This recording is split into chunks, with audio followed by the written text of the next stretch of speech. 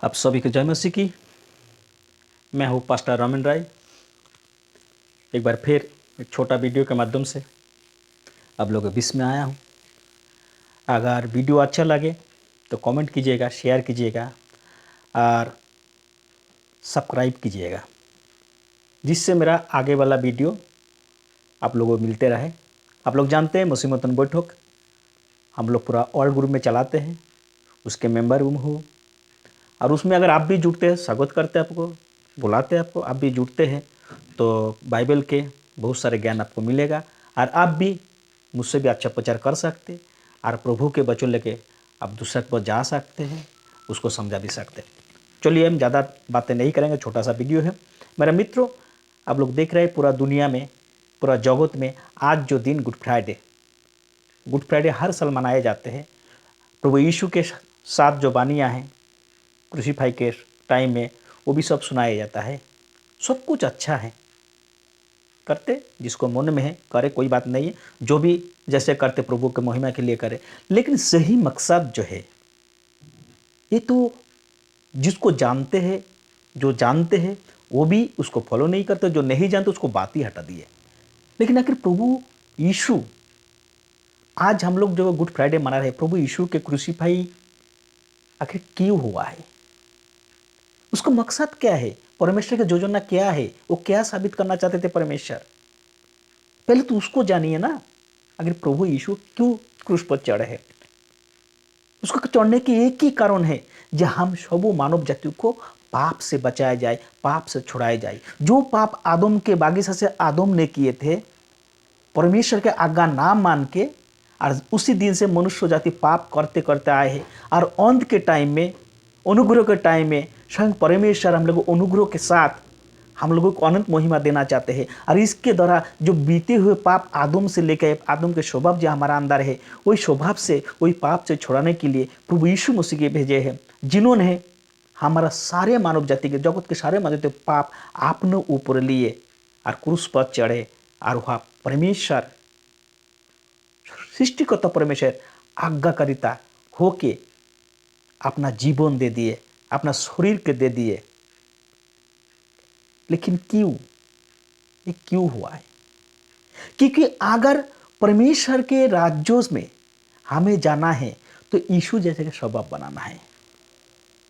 हमें जो आदम के स्वभाव था, वही स्वभाव से निकालने के लिए परमेश्वर को योजना कहते अपना पुत्र प्रभु यीशु के भेजे, जो स्वयं परमेश्वर का प्रतिरूप है, परमेश्वर भी है, उनको भेजे। और आखिर हमारे पाप, समस्त मानव जाति के पाप उसी के ऊपर डाला गया है और सबसे श्रापित बना, सबसे घृणित बना। और जो व्यवस्था से लेके आज तक जितना सारे पाप हम लोग करते आए, उत्पत्ति से लेके, तो सारे पाप का बोझ उसी पर डाला गया है। क्यों? केवल हम लोग उसको मार खाने से, उसको कोड़े खाने से, हमारा जो पाप है, मेरा पूर्व पुरुष के जो पाप है, हमारे बीते युग में, जमान में जो आदमी जो किए हैं, उस युग के जो पाप है, सारे पाप को छुड़ाने के लिए प्रभु यीशु मसीह स्वयं बलिदान हुआ है। और इतना करने से तो नहीं होगा ना, इसके लिए हमें क्या करना है, उसको फॉलो करना है। प्रभु यीशु मसीह तो मेरा पापों के लिए बलिदान हुए हैं, ठीक है, आज दोबारा कोई पाप के लिए बलिदान नहीं होगा। हमारा पापों के लिए दोबारा दूसरा कोई इशू नहीं आएगा, वही लास्ट एंड फास्ट वही है। इसको बाद सीधे न्याय होगा, वही न्याय आसन के सामने आप और हम सही रीति से सुरक्षित जा सके। इसीलिए परमेश्वर एक योजना बनाया है, जो उसको पुत्रों के द्वारा, उसको पुत्रों के मार खाने से, उसको पुत्रों के कोड़े खाने से, उसको पुत्रों के लहू से हम शुद्ध और पवित्र हुए। हम देख लेते वचन क्या बोलते हैं। आखिर प्रभु यीशु क्रूस पर चढ़े क्यों? इसके कोई फॉलो नहीं करते, जानते हुए भी हम लोग अनजान रह जाते, वो वचन के देखते नहीं, पढ़ते नहीं। चलिए हम लोग कुछ वचन के देख लेते हैं। हम लोग देखेंगे पहला पत्रस दूसरा अध्याय, वो हम लोग पढ़ेंगे 20 से।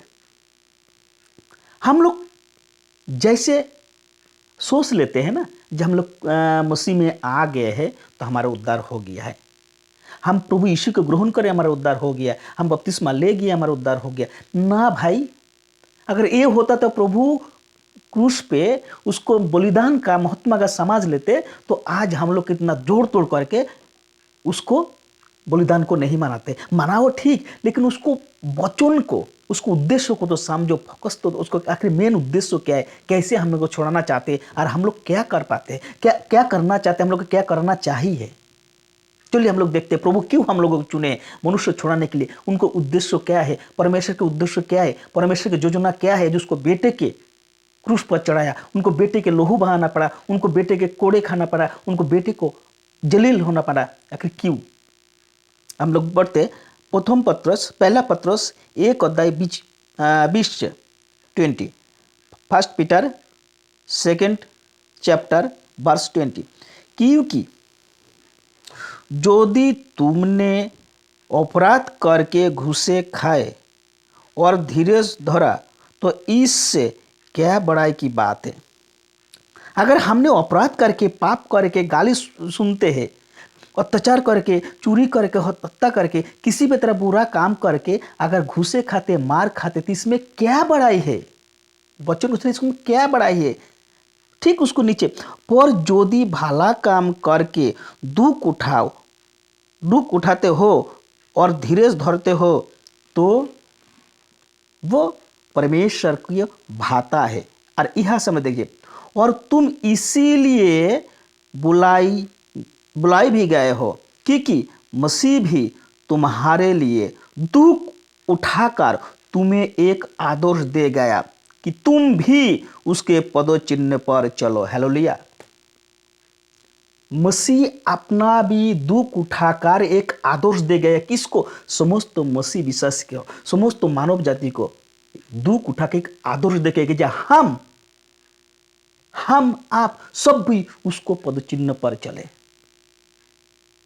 उसको अंदर कोई बुराई नहीं था, कोई खराबी नहीं था। हम नीचे देखते फिर वहां से देखिए, यह लिखा है क्या 22 में, ना तो उसने पाप किया और ना उसके मुंह से छल की कोई बातें निकली। वो गाली सुनकर गाली नहीं देता था और दुख उठाकर किसी को भी धमकी नहीं देता था, पर अपने आप को सच्ची न्याय के हाथ में सौंपता था।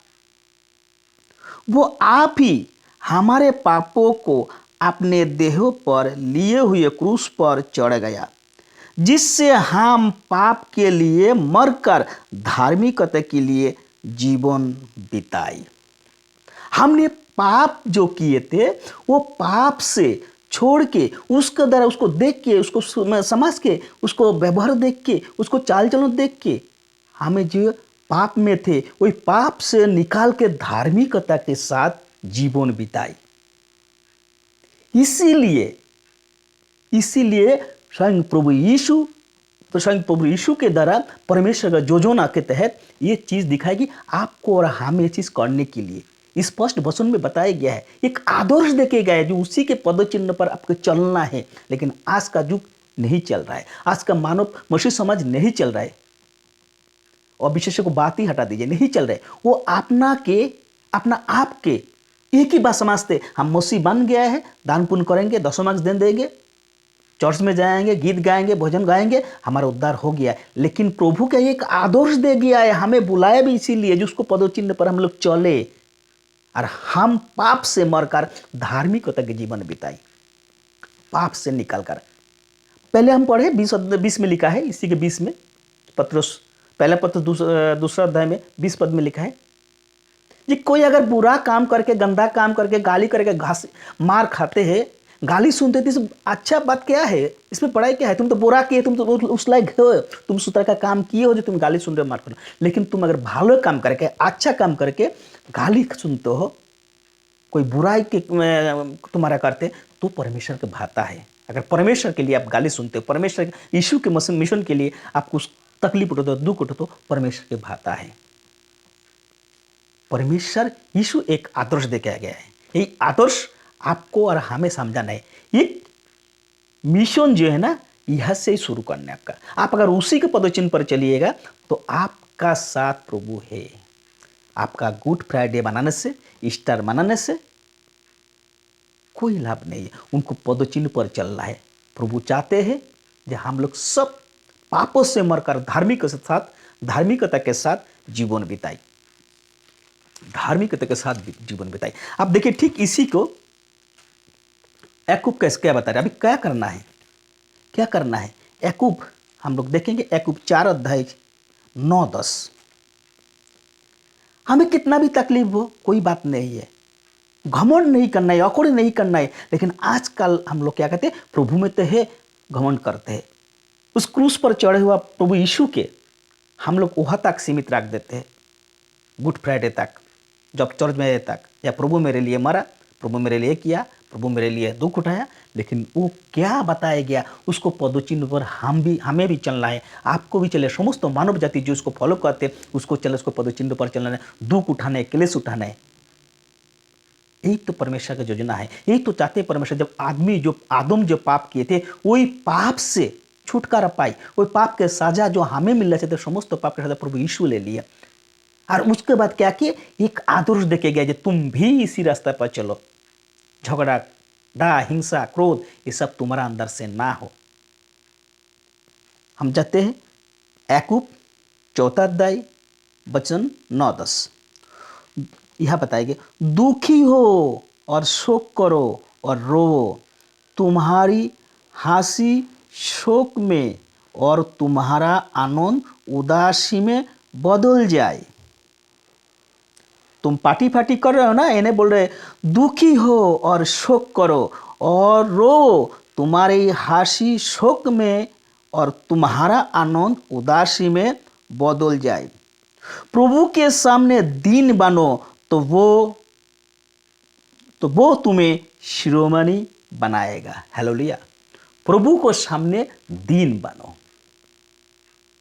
आप हम जो कर रहे हैं ना, गुड फ्राइडे के लेके, ईस्टर लेके, आपका जो भी बहुत सारा बना रहे हैं तरह तरह का पर्व, वो सब हटा देना है, उसको सामने दीन बनो और उसको पदचिन्ह पर चलो। जो आदर्श दे के गया है उसी पर चलो, गाली सुन के गाली नहीं देता है।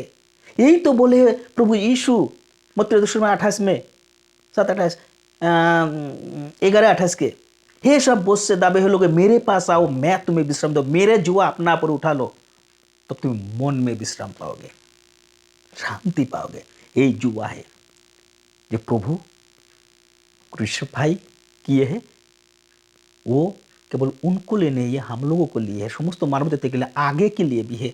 जहाँ हम अगर उसको पदचिन्ह पर चलेंगे तो हम वही परमेश्वर के जो जो ना वो सक्सेस होगा। नहीं तो हम लोग फिर प्रभु यीशु के क्रूस पर चढ़ाते हैं, फिर प्रभु यीशु के बदनाम करते हैं, फिर यीशु के हम लोग क्या करते हैं, हिस नज़र में देखते हैं। मेरे मित्रों, इसको अपना हृदय में रख दीजिए। गुड फ्राइडे मनाने से नहीं है, उसको मकसद को समझिए। प्रभु यीशु के अनुग्रह आप सबों का पर बने रहे। प्लीज़ आप लोग शेयर कीजिएगा, कमेंट कीजिएगा और सब्सक्राइब कीजिएगा। आने वाला जो भी वीडियो हम डालेंगे मिलते रहेंगे। और हम लोगों के साथ जुड़िए, MMB मुस्लिम मंथन बैठक। हम लोग रोज़ बहुत सारे चैनल हैं, बहुत सारे मैसेज हम लोग लेके आते हैं। हमारा पास्टर दानियल जी आछेन, बहुत सारे टीचिंग चल रहे हैं, आप लोग सीख पाइएगा। और आप भी अच्छा अच्छा प्रचार करने के लिए, समझाने के लिए दूसरों को सिखाना पाएंगे। चलिए, बाय बाय, सब कोई खुश रहिए, आनंद रहिए। फिर बता रूँ, आप लोग सब्सक्राइब कीजिएगा कि आने वाला नोटिस आपको मिलते रहे। आमीन। जय मसीह की।